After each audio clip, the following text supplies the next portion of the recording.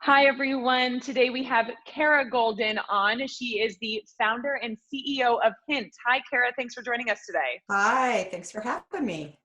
Hanging in there? We're hanging in, Good, absolutely. good.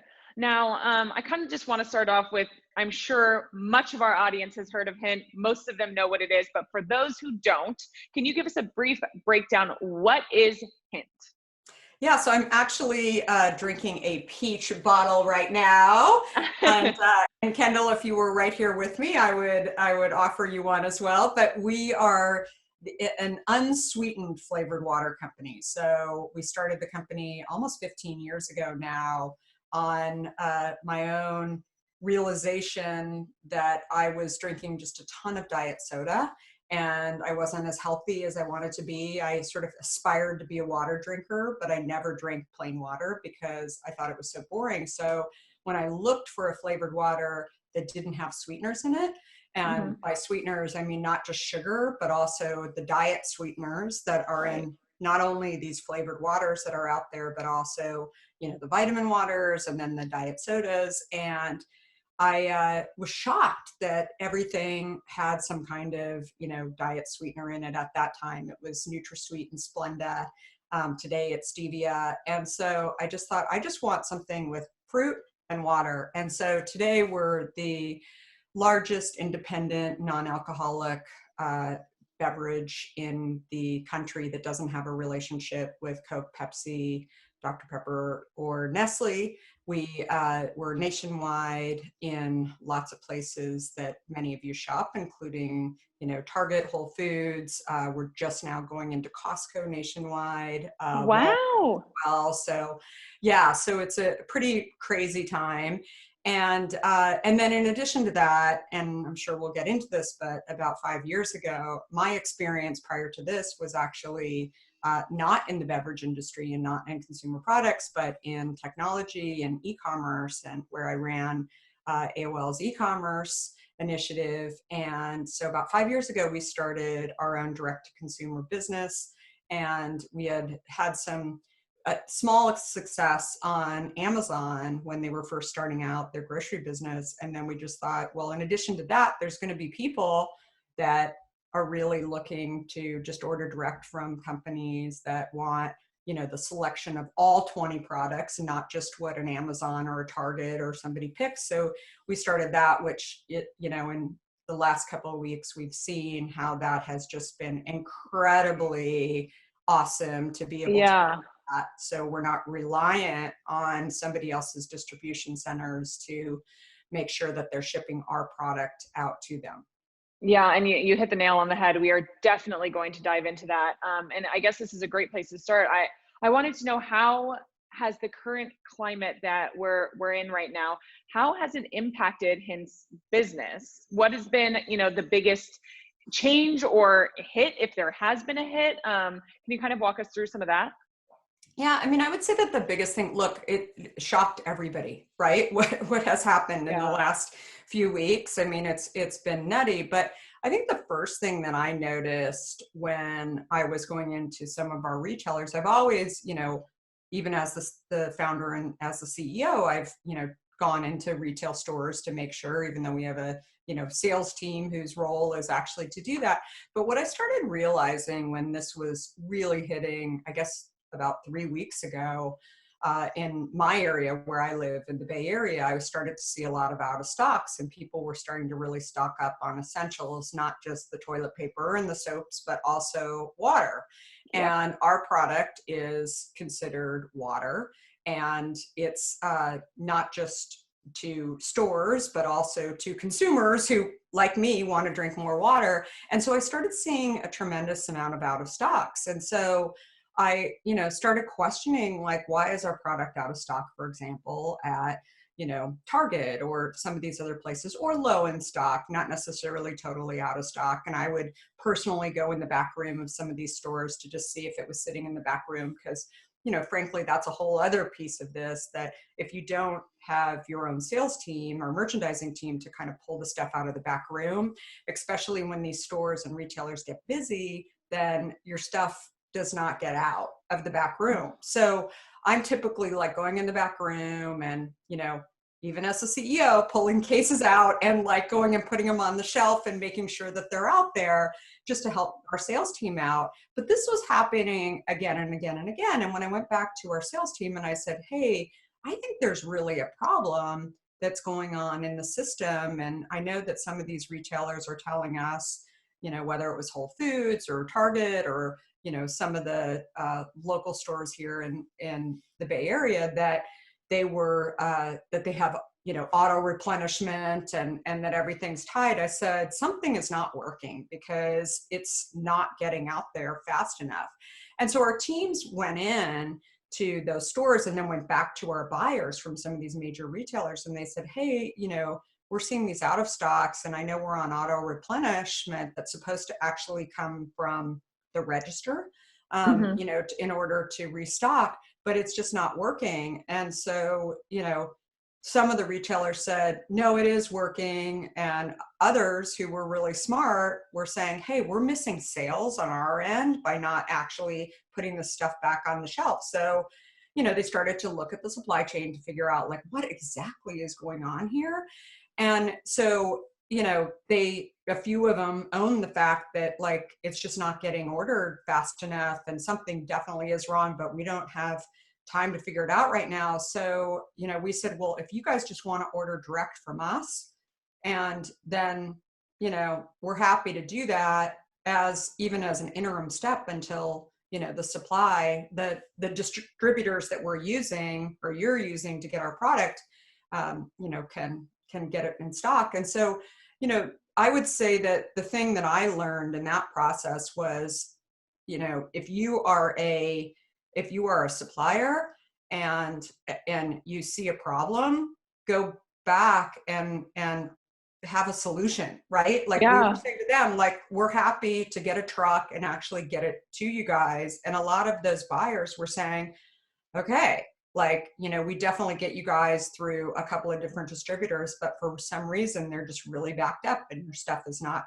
coming on the truck with them. Because again, like there's only so much stuff that they can fit on a truck. And so even though we were and still are considered essential, which again is the soaps and the toilet papers and all the rest of it, they were doing their own priority that, and not necessarily getting our stuff, on there. So we said, okay, fine. We'll just figure out a way in our own supply chain to get the truck. And again, having our own, distribution center for, our e-commerce business, we were able to really act quickly and try and see, what we could do and really give a solve for that. So I would when I look back on the last few weeks, and now, I do one, I'm in shelter in place, but I try and help my sales team by going to one store a day and really trying to understand, have we fixed the problem? And one day I'll go to Molly Stone's, which is a local market in the Bay Area. And then I'll go to Whole Foods, and then I'll go to Target, and I'll go to Walmart. And and what I've seen is that the smaller scrappy companies like that, like us, that are able to actually do what we're doing and really monitor it, even to some extent manually, are the ones that are winning.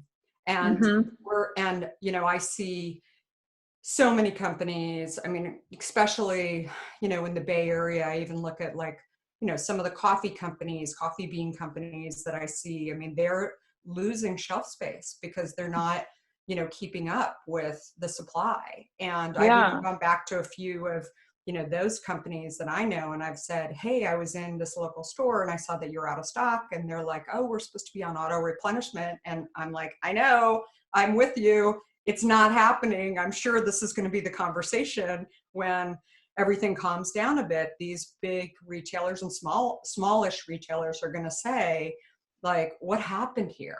Like, did we miss sales along the way? And ultimately, I'll just say one more thing. Ultimately, the customer, is, if they really want our product, then they can go to our website at drinkhit.com or Amazon. But even Amazon, I mean, we're selling a ton on Amazon right now, and they've been, doing a great job of being in stock. But even Amazon, if they're, for example, prioritizing, toilet paper over our water, I mean, that's not going to help us, right? It's not Right. necessarily going to help the customer either. So we always say to people, like, look, we love Target, we love Amazon, we love all these companies, but if it's just not working, then just go direct to us at drinkcant.com and we'll ship it out today. Yeah, and that was going to be my next question is, for first of all, so I'm assuming you've seen a massive uptick in e-commerce since all of this began. Massive uptick in e-commerce, but also in in the stores, just because we are going in and saying like, hey, we're here to help. We're, again, we don't have the massive distribute or the sales force that like a Right. Coca-Cola or Pepsi has, but we're going in and we're, in touch with these people. And even if it's by email or whatever, just to make sure that the stock levels, we're looking Yeah. very closely at it. And I think you just can't, this is a lesson that we've been talking about forever, which is you just can't rely on the store's systems, to just solve your problem for you. And, at the end of the Yeah. day, the retailers are just trying to keep their business going. They're not going to keep your business going. Right. Right. And Right. so if you're a company our size or a company smaller, and you don't have, people that are going in to these companies or these stores and actually seeing what I'm seeing, you're going to lose your space on the shelf. It's like Right. they're out of stock, and not just talking about beverages, like I said, coffee and, paper goods, as well as, bars. I mean, there's just people are going in and they're, right or wrong, they're hoarding things when they're going in. And I think that, unfortunately, I think what's going to happen when all of these things settle is for you as a smallish brand to go and get your space back in these retailers will be really, really complicated. And then, online as well. If you're a company that you just decided to close the door and, not actually, deliver on time and continue to do what you're doing, I think you're given a little bit of leeway with the customer by a few days, but you can't be like, hey, we're gone now. 6 weeks from now, we'll be back and we'll start shipping. So I think that that's the big lesson I've learned. Yeah. Where does visibility come into play as you're reacting to this changing market and the changing customer habits and, these the retail partners that you're working with? I mean, how are you able to get the visibility you need to see, okay, Whole Foods in this city is low on stock. Let's make sure let's make sure we're getting there. Let's make sure we have product on the shelf at this store in this other city. What role does visibility play into all of that?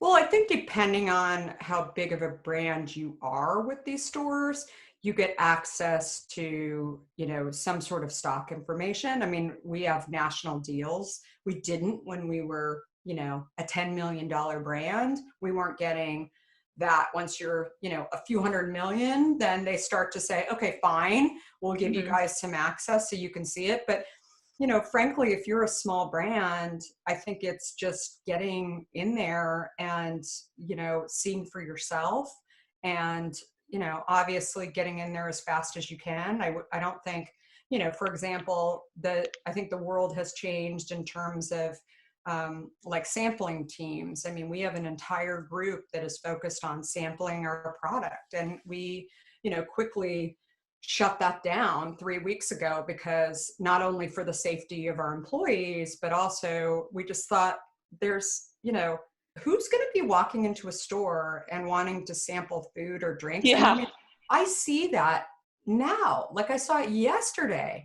And I thought Whoa. like the fact that that's even allowed, I mean, first of all, it's pretty hard to have somebody 6 feet away when you're taking a sample from somebody. There's like a connection. Maybe they don't Yeah. touch, but it's definitely, greater probably than 6 feet.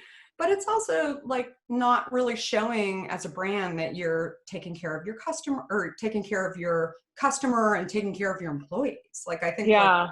so a lot of those people on our teams, and they're all over the country, we're really tasked with, okay, you need to go into a couple of stores a day. You need to, instead of doing sampling and marketing, we're going to have you more on the merchandising side, working Right. closely Check with on the sales team, stock. Yeah.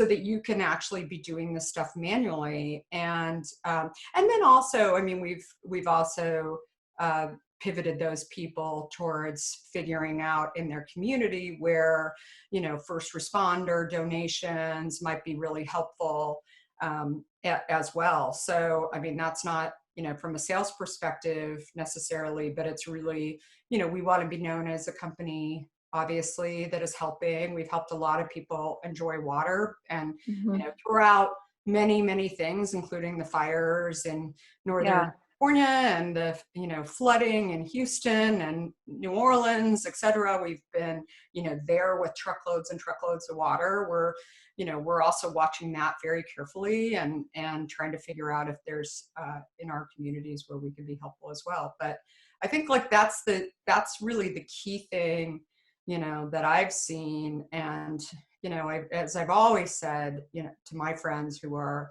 entrepreneurs and starting companies, it doesn't matter how big you get. I think that you still have to act small, and you Yeah. still have to really understand not only, the actual brand, but also the supply chain, and try and really understand what all the employees do too, and try and figure out, okay, we've got, people that are interfacing with public. I mean, we figured this out 3 weeks ago before anyone was even doing this. We were like, boom, close the offices, get these Yeah. people, like working. And obviously, I mean, we had a handful of people who were living with people that, potentially they were compromised in some way, whether they were living with a older person or somebody who, had previously, been sick. And so we really, were careful about that. There was only a handful of people that really had to sort of opt out from working because of those issues. But the rest of the people were like, okay, we're in. And what they've all told us is just by showing up and, and sort of helping in these communities. And, they're careful. Hmm. Obviously, they have their hand sanitizer. They're typically changing their hours, which is a whole other piece too that I think is interesting that I wouldn't have, noticed. But some of these people are, they're starting their day at like 4 o'clock in the morning versus like 8 o'clock in the morning, because they'd rather go into a store when there's nobody in there. And so, Hmm. so they're going in, or late at night. I mean, right when they're closing at 9 o'clock at night, they're like, hey, do you mind if I come in and actually do the, check the stock and do the Yeah. setup? And so a lot of these retailers nationwide have said, sure, go ahead. Like, we just love the fact that you're even coming in and you're checking on stuff. Yeah, and helping. So I have two big questions kind of Yeah. pertaining to that. The first being, so you talk about, doesn't matter how big you get, you need to act small, and you need to really understand, your supply chain. What about was any part of your supply chain affected by this? Did you have to shift anything in order to make sure that you're meeting the demand from e-commerce and from retailers? Like you said, some of these retailers were going direct to you, so that you could distribute it yourself. Anything that slowed you down?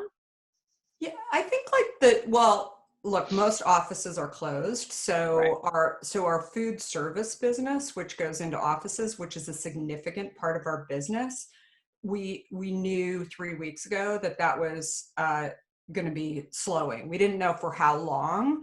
So a lot of the supply that we sort of had allocated to that, we knew that we were going to be able to push that over into the into the not only the e-commerce, but also the growth that we would have with, going into these retailers. And then Retailers, we yeah. also had, new retailers coming to us, not only expanding the amount of product in some of our retailers like Target, for example, but also, as I mentioned, we're going to be going into Whole Foods nationwide.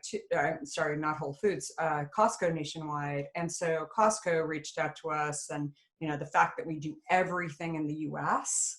Hmm. Was, Huge. definitely huge, right? Again, it's like, who would have thunk. I mean, it was sort of a personal belief of ours, just from a, sustainability standpoint, that I just thought, like, we want to be able to we want to get our product, all components of our product done as, close to our distribution points as possible. That's always Yeah. been our, part of our ethos of our brand.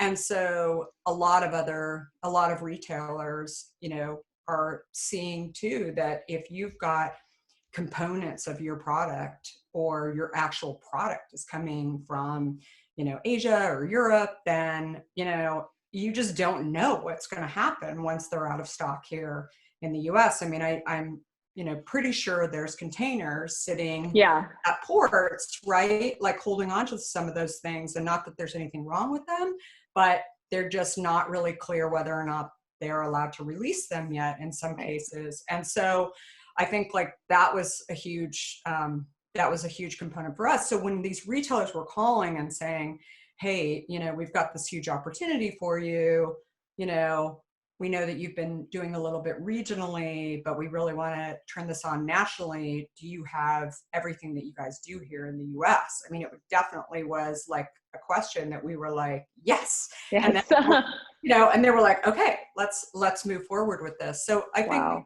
that's, not that you can plan for that. I mean, I don't know that I would tell again, it's sort of my personal belief that, Hmm. again, and I think about this all the time. We're only in the US right now, but if we were to go into Asia, I would want to do the same over there. I would want to do everything that we do in Asia, right? Rather than shipping water overseas, or shipping bottles overseas, or, and shipping fruit overseas. I would much rather just do everything wherever we're distributing. So that has been, a huge component as well. But yeah, I mean, I think that the key thing, was that we were able to really look at our distribution from, we have the food service, we have the retailers, and then we have the e-commerce side of this business. And, again, just sort of looking at, okay, we don't have a crystal ball, but what's going to happen? We know that it's going to slow.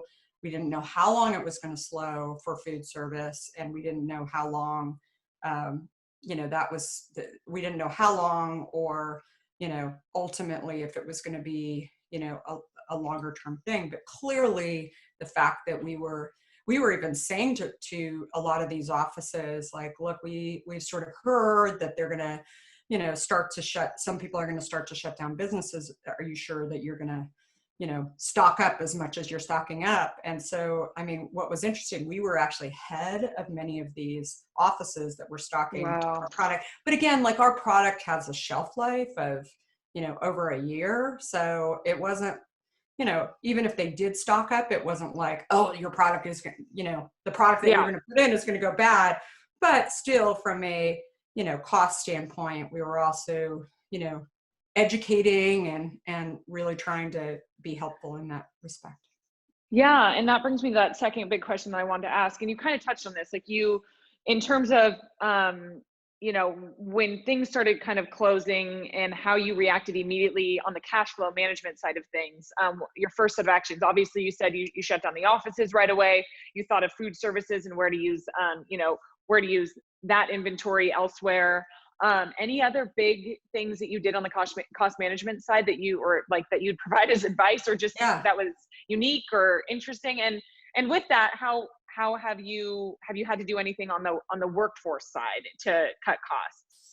So, we have a significant portion of our employees that are remote, because our biggest chunk of our employee base is our salespeople that are going into stores and actually, stocking shelves and throughout the US. And so, so those people were already kind of, working from home. They didn't have an office to go to.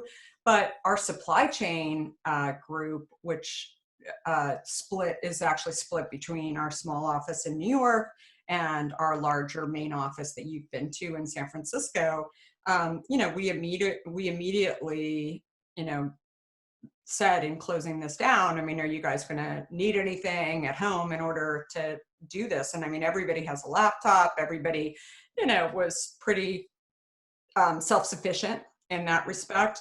Our customer service team as well. I mean, we have a customer service center that's actually remote in Texas, but we also have a few people that are working out of our San Francisco office, but again, they were able to work at home. I mean, I don't think that anyone, I would say that the team that was probably the most affected, and we, quickly, reallocated them to do something else, was the sampling and the field marketing team. Yeah.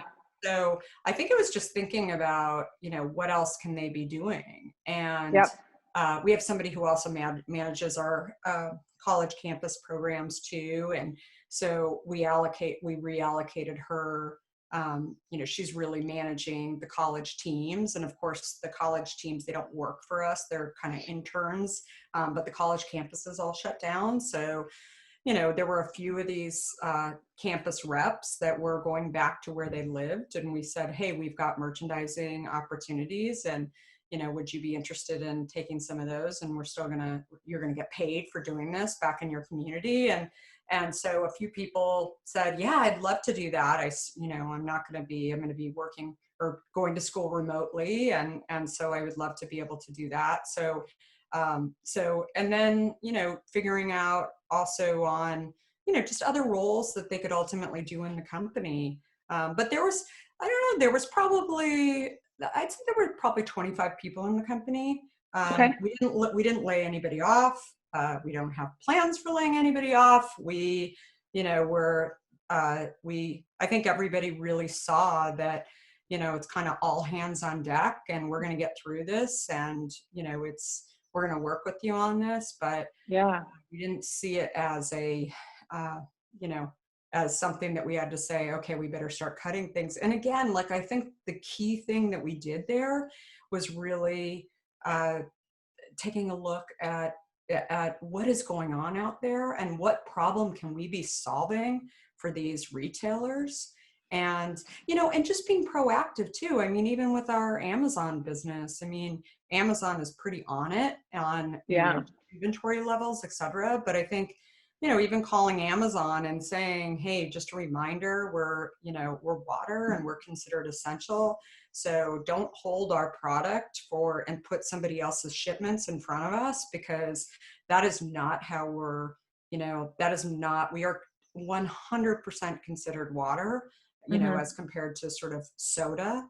So, so that's how they were looking at shipments, that if your shipment contained water, then that would go out before, some of these other products. And so just reminding them, and, again, being smart about your business, but sort of thinking about what are the issues that they're worried about, or that they might have confusion over, and just sort of preempt, those problems more than anything. Yeah. Yeah, definitely. No, are you guys seeing any interruption on the shipping side? I know, with, like you said, with Amazon, they're obviously prioritizing things, certain things over others. But for, both from a direct side and a retail, like Amazon side, are you able to continue shipping as normal? No disruptions there? No disruptions. Great. It's been really, it's been great. And Yeah.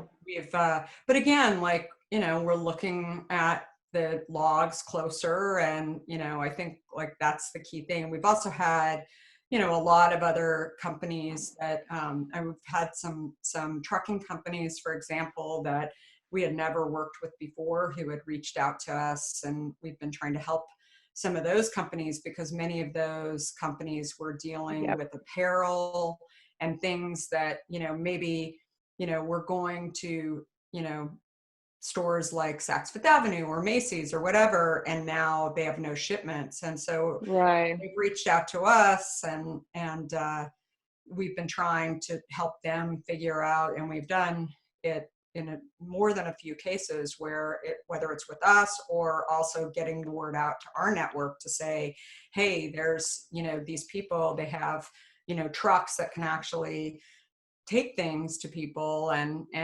can you use them? And then people are like, yeah, okay, connect me. So, I mean, again, we're just trying not only to sort of focus on our own business, but I think in times when, we're in right now and just stressful times. I mean, whatever you can do to sort of be helpful Yeah. in some way, I think I'm a huge believer that it ultimately will pay back. I love that. I love that. Now, yeah, I know we're running a little late, so I just have to round out with one question. Is there a change that you've made, or some of the other stuff you've done that you will think about carrying forward after all of this is over? I think, the key thing is I still love the idea of, seeing people and hugging people and, high-fiving people. And I think that that will never go away.